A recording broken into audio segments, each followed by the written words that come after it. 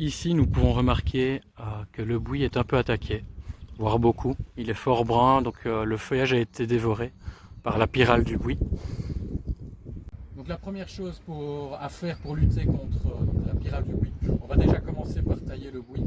Comme ça, on supprime le bois séché, pour pouvoir justement avoir de nouvelles branches. Donc on va retailler un peu dans tout ça.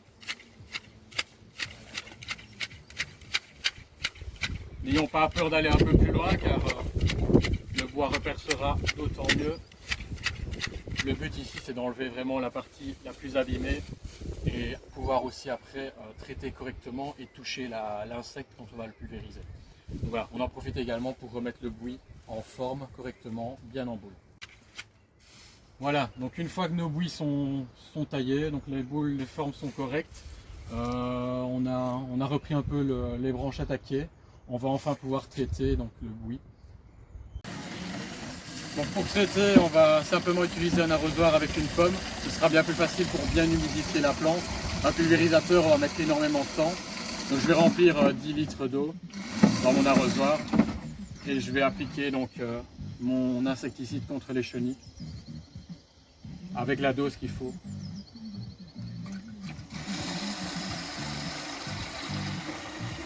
Voilà, donc notre produit est préparé dans notre arrosoir. Je vais pouvoir enfin appliquer donc, mon insecticide contre la chenille.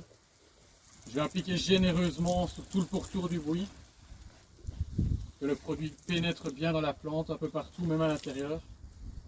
Le but c'est de toucher la chenille en fait.